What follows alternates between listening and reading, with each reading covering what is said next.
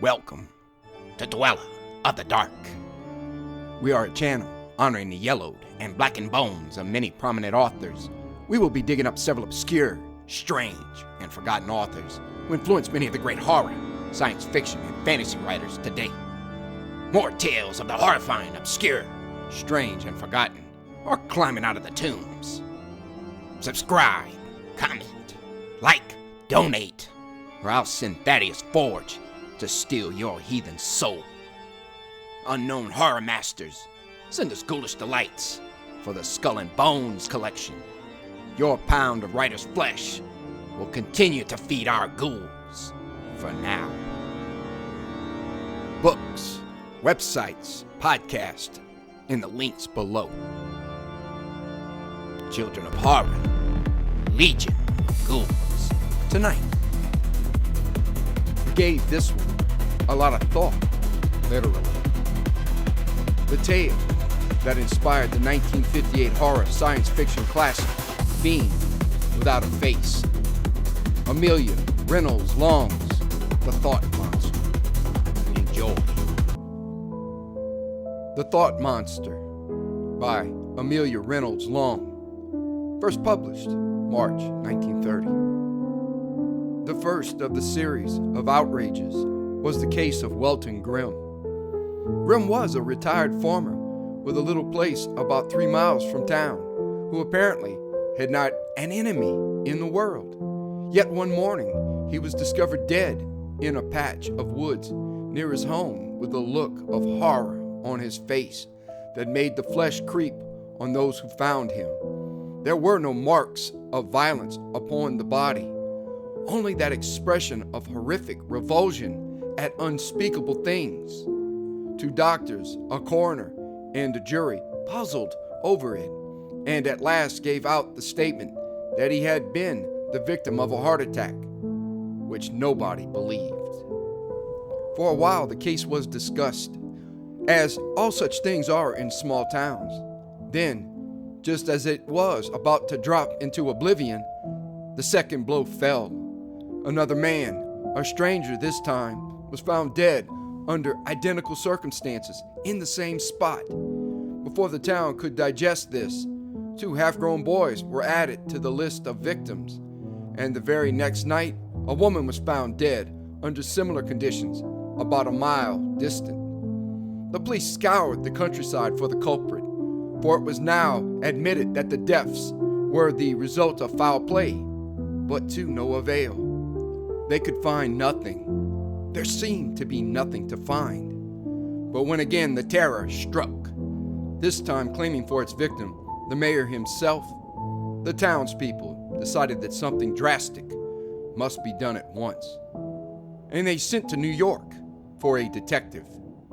He came, a keen-witted, intelligent man named Gibson, with a long list of brilliant exploits behind him. After going over the case with the chief of police, he pointed out a fact that was so obvious it was a wonder we had not seen it ourselves. "Those people have died of fright," he said. "There is someone, probably an escaped lunatic, hiding in the woods who is so hideous that the very sight of him frightens the beholder to death. Since all the deaths occurred within a mile of each other, you will find him hiding somewhere within that comparatively small area." "But we searched the woods," objected the chief. "We searched them thoroughly. There wasn't the sign of a thing." "Did you ever search at night?" asked Gibson. "Well, no," the chief admitted. "Whatever your terror is," went on the detective, "he is too clever to come out in daylight, but at night he is sure of himself. So that is when we must lie in wait for him." Everyone saw the sense of this plan, but few were willing to try it. At last, however, Gibson collected some half-dozen men, and they stationed themselves armed to the teeth throughout the patch of woods to wait for the thing. They had a series of prearranged whistle signals by which they could communicate with one another should occasion arise. The night passed quietly, but in the morning it was found that the outrages had taken a new turn. Gibson had completely disappeared. The woods were searched for him, and a pond was drained for his body, but without result. Then, about a week later, he wandered into town, a mouthing, gibbering idiot. The morale of the people began to break under this new horror, and to add to their consternation, the grave of the mayor was opened the night before Gibson's return, and his body dragged half out of the coffin. A great mass meeting for the purpose of taking counsel against the terror was now called. The hall was jammed to capacity, for all came who could come. One of the town councilmen was addressing the assembly. He was in the most earnest part of his address when suddenly he stopped. No one had been conscious of any of the doors opening, yet we all knew that another presence had entered the room. There was an apprehensive shuffling of feet and craning of necks as uneasiness among the crowd grew. The speaker took a sip of water and tried to go on, but without success. And then it was as if a thin veil began to form between us and the electric chandelier overhead. With that, hysteria broke loose. There was a stampede for the exits, in which 3 people were trampled to death. Later, the body of the speaker was found upon the platform. The face was twisted into a mask of overwhelming horror. The people were stunned. They crept into their churches to pray, and, as if in answer to their prayers, came Michael Cummings, psychic investigator. Cummings first presented himself before the town council.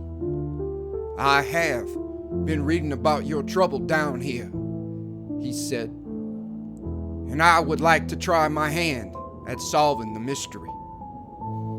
He was welcomed with open arms. He did not consider the possibility of an escaped lunatic in the neighborhood as Gibson had done. No madman could be responsible for all this, he said when someone mentioned the subject.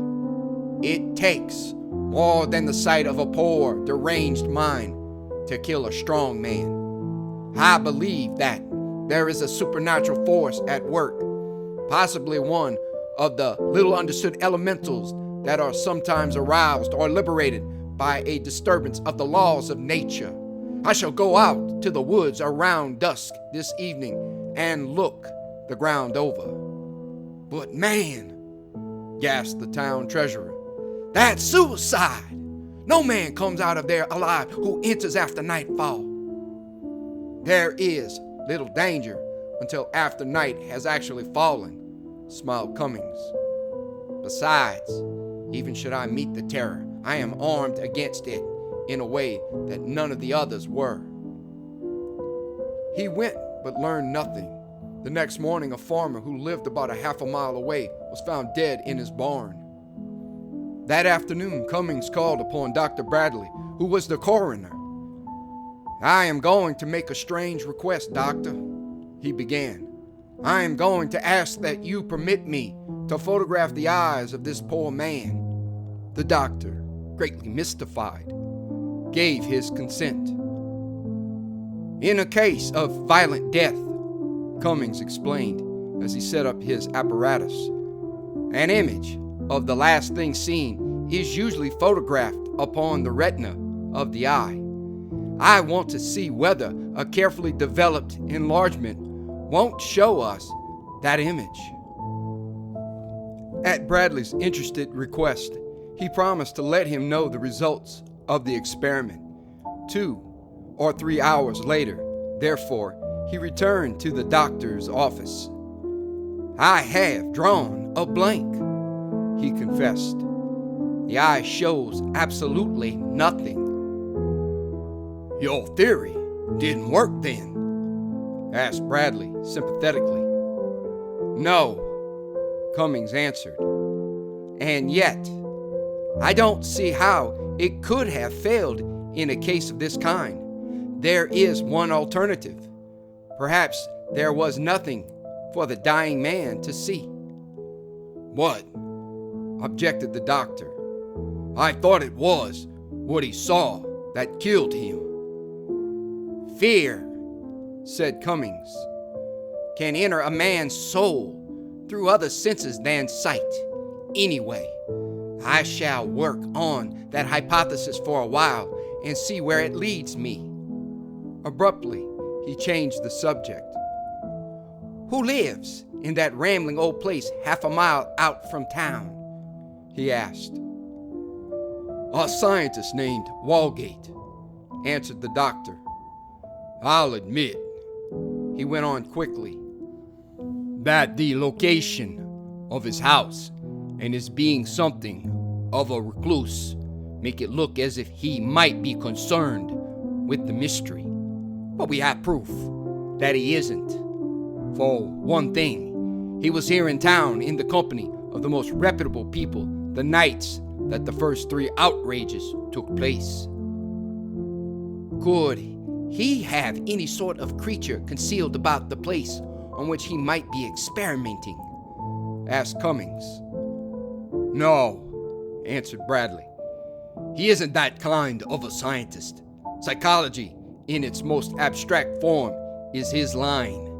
In fact, I was around to see him myself, thinking he might possibly have something like that. I wonder, said Cummings, if you would mind going again. The next day, they called upon Dr. Walgate. They found a courteous, scholarly man, plainly as much concerned over the mysterious deaths as they were. Doctor, asked Cummings presently, have you ever considered the possibility of the terrors being nothing physical at all, but a kind of psychical entity? The doctor shot him a keen, swift glance. Yes, he said, I have considered that. And you have come to the conclusion? It is difficult to come to a conclusion in matters like this unless one has some definite point to start from. To Bradley's surprise, Cummings did not follow up this very evident lead, but soon brought the visit to a close. Why didn't you press the psychical entity opening? He asked, a little reproachfully, as they walked back to town. It was plain that Walgate either suspects or knows something in that direction. Suspects may even know, but cannot prove, corrected Cummings. But he is the type of man who will not speak until he can prove. Meanwhile, to attempt to force his confidence would defeat our own purpose.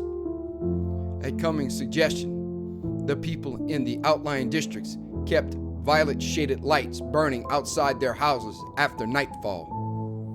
The thing which we are fighting, he said, is supernatural, and our best weapon against it is the violet ray, which is highly inimical and sometimes even fatal to it. Look here, said Bradley. Aren't you introducing a little too much legerdemain into this? I can accept a primitive natural force run amok, but when you begin to fight it with colored lights, I grow skeptical. Is this an attempt to give the people a mental sedative? Cummings only smiled, and the people went on burning their lights. The outrages ceased. It looks as if you had raised the ghost after all, admitted Bradley, when a month had passed unmarred by any fresh tragedy. But Cummings shook his head. No, he said. I have only staved him off temporarily. As soon as we should cease to use the lights, he would return. More, he may even grow strong enough to resist them. I think that in a day or two I shall visit Walgate. Perhaps I can induce him to talk. But that time never came. That night a car drove into town with a dead man in the driver's seat, his hands gripped to the wheel in convulsions. In the tonneau sat 2 more corpses whose faces, like that of the driver, were contorted with stark terror. Only the ruler-like straightness of the road and the vice-like grip of those dead hands upon the wheel had kept the car from overturning. It was like a challenge from the terror to the town. For the first time, Cummings was discouraged. "We can protect ourselves," he said, "but we cannot protect those who come here from the outside. Something must be done at once, and yet there is nothing that can be done. The situation is even more appalling than the tragedies themselves." And then, in the gray of early morning, something was done. Cummings and Bradley were sitting in the doctor's office when the telephone rang. Bradley answered it. "Is that Dr. Bradley?" The voice at the other end was hoarse and strained. "This is Dr. Walgate. I want you and Mr. Cummings to come up to my house in half an hour. Walk straight in without ringing and go into the living room. There you will find a manuscript lying on the table. I want you to read it, but do not come until half an hour from now." "But why? What?" stuttered Bradley in his excitement. "Do as I tell you," interrupted Walgate's voice. "That is all." A metallic click told that he had hung up. "What do you make of it?" asked Bradley when he had repeated the message to Cummings. "Is it a trap?" "No, it is not," answered Cummings promptly. "It is not a trap. Walgate is no fool, and he accordingly will not take us for any. We had better do as he tells us." "Including waiting the specified half hour before going out?" "Yes. We don't know what he intends to do. An attempt to improve upon his directions might ruin his plans." Watches in hand, they sat counting off the minutes. At last, Cummings rose. "We can start now," he said. "Come." They drove out to Walgate's house and entered as he had directed. Bradley noticed that in the nearby woods no birds sang, and that in the house itself an unearthly stillness brooded. He experienced an unnerving intuition of new horrors about to be laid bare. They proceeded into the living room, and Cummings pressed the electric light button, for the daylight was still dim and uncertain. Placed conspicuously on the table was a small bundle of manuscript. "We may as well read these now," said Bradley. "There's no use stopping to look for Walgate. He undoubtedly used that half hour to make his getaway." Cummings picked up the manuscript and began to glance through it. "It seems to be part of a diary," he said. "It is made up of entries beginning about a year ago. It looks—" He broke off to read several sentences under his breath. "I think I had better read this aloud from the beginning," he said. He began to read.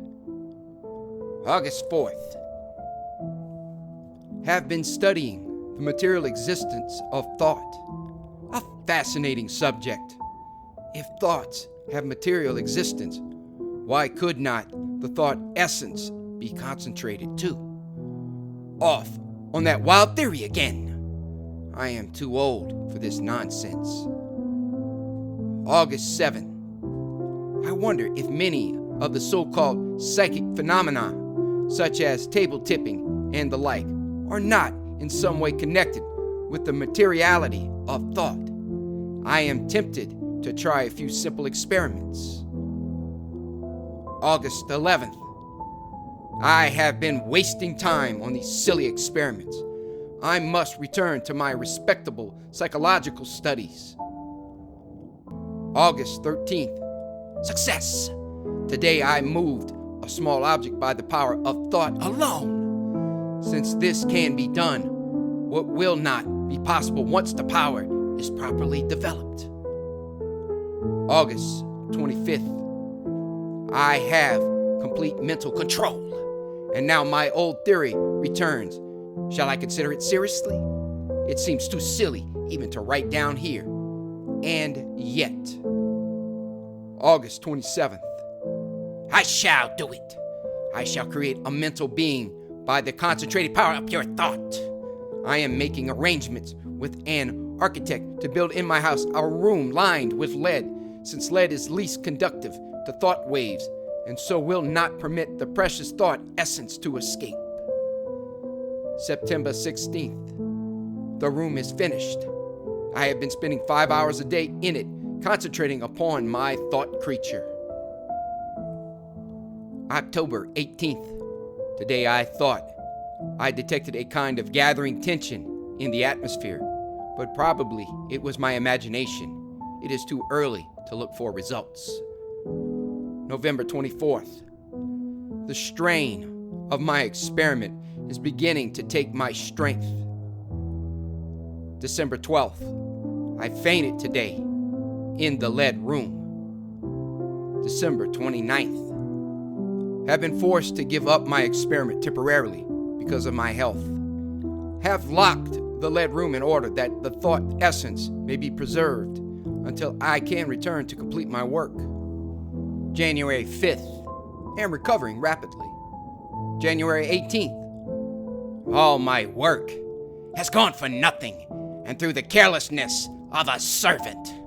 Mrs. Jensen, in a fervor of house cleaning, unlocked and left open the door of the lead room.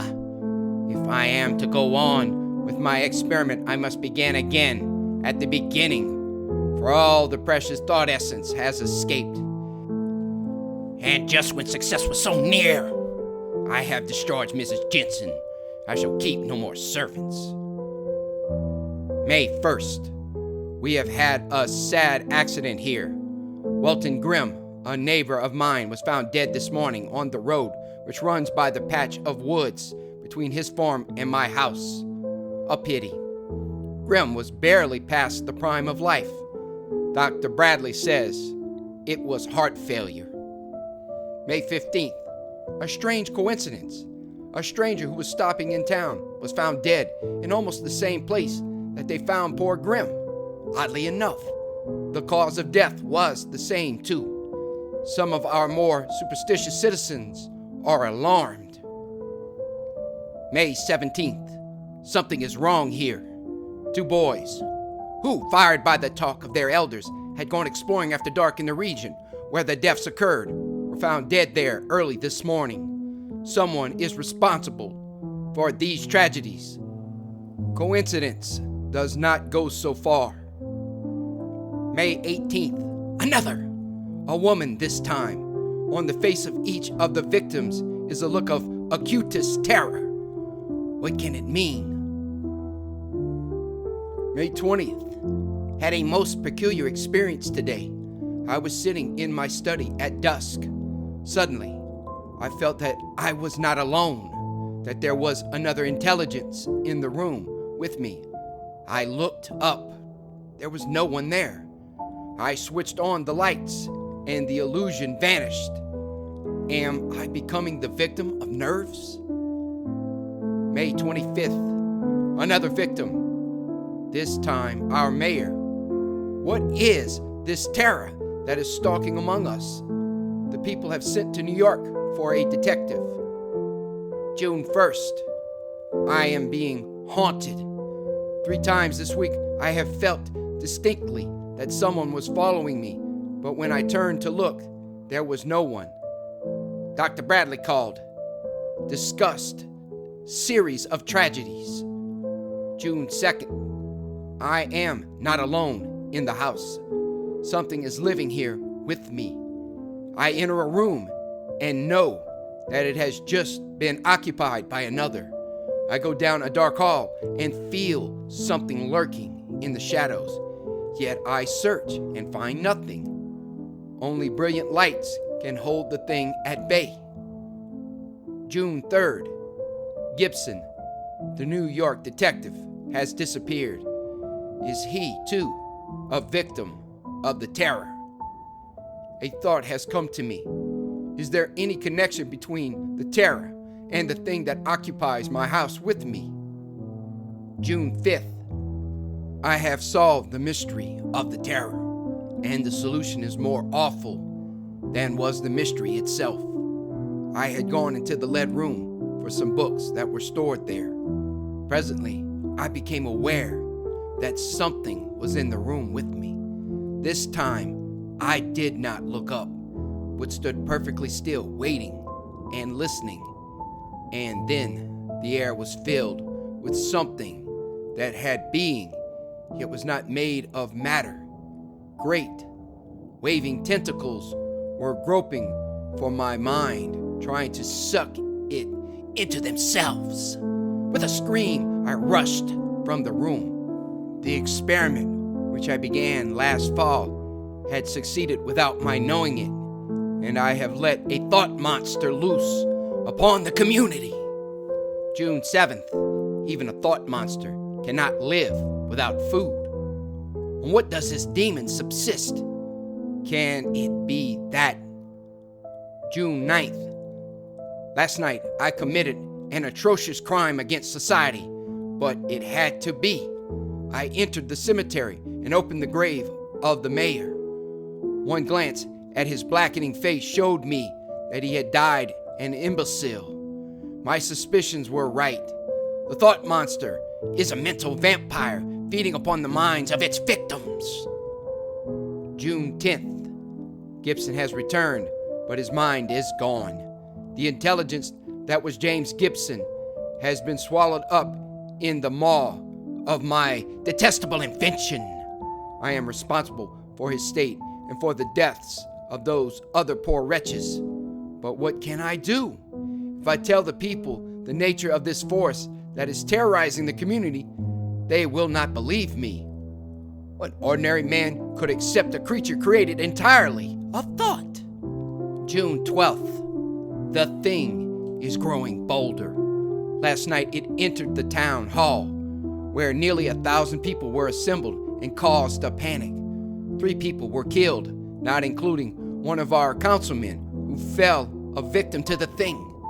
I am 4 more times a murderer. Cannot heaven show me a way to put an end to this? June 14th, Michael Cummings, a psychical investigator, is here to run down the terror. Will he succeed? I doubt it. June 16th, another man has died. June 18th, Cummings and Dr. Bradley were here today. Do they suspect me of being concerned with this series of deaths? They are right. And yet, how far from the truth? No human mind could ever conceive the awfulness of that. I was tempted to tell Cummings my whole story, but held back. What proof could I offer him? How convince him that I was not mad? Even the relief of confession is denied me, for I would not be believed. June 30th. Cummings is checkmating the terror by means of the violet ray. Cummings' work is only temporary, but it has given me an idea. The violet ray, sufficiently intensified, can destroy a psychic force. I shall have the lead room fitted with violet lights, then lure the thing there and destroy it. July 3rd. Have begun work wiring the lead room. I must do the work myself, since I dare not bring an electrician here for fear of the terror. So far, it has not tried to attack me. July 10th. I have completed my task, but the thing suspects something and will not go near the room. I can feel its tentacles groping for my mind, trying to read my thoughts. I think it would attack me if it dared, but for some reason it fears me. Perhaps because I am its creator. July 22nd.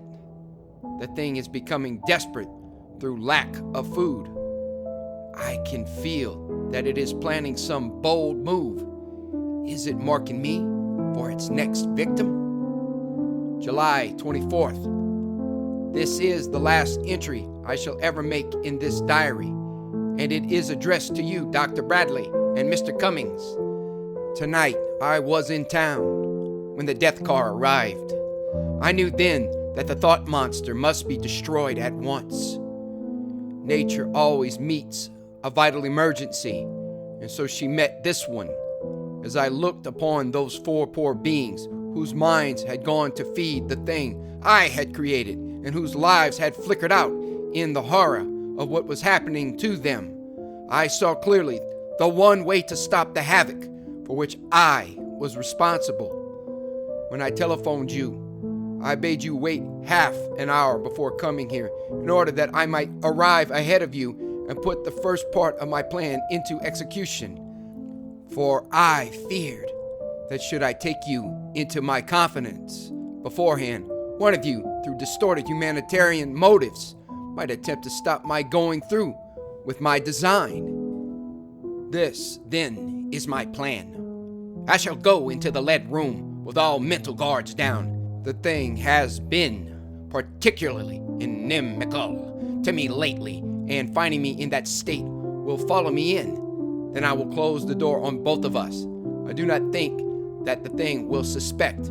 A hungry beast is seldom wary of traps. When the door is safely closed, I will turn on the violet lamps. By the time you arrive and reach the end of these papers, those lamps will have done the work for which they were designed. You will find the lead room at the end of the hall on the first floor. Open the door carefully. It is not locked. And if you receive the faintest intimation of an intelligence beyond, slam it shut again and wait for the lights to complete their task. Mr. Cummings had better attend to this. If you receive no such intimation, you will know that the monster is dead and that the curse so unintentionally laid upon you all is lifted forever. In your charity, do what to you seems best with the other thing you will find there. The thing that will have been Julian Walgate. As Cummings read the last sentence, Bradley made a dash for the door. Not so fast, Cummings called after him. Where are you going? Going? Bradley paused momentarily in the hall. To that lead room, of course. The man is killing himself. Don't you see it? Deliberately, Cummings placed the diary on the table.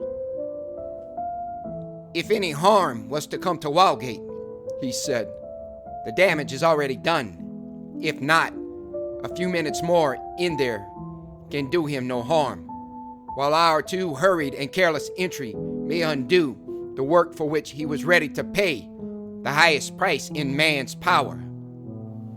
He passed the doctor and led the way down the hall, stopping before the last door. Slowly, he turned the knob and pushed the door open a few inches. A bar of vivid purple light fell across his face. Is it all right? Bradley whispered, close behind him. I think so. Cummins opened the door a bit further. In the room beyond was an atmosphere of snapped tension, of climax that had passed. They stepped across the threshold, and then they became aware that the room still held a living occupant. From the far corner, his clothing wrinkled and torn, his hair and trim Van Dyke beard in disarray, there shambled toward them a helpless, mindless idiot. Thank you for listening. Have a great night.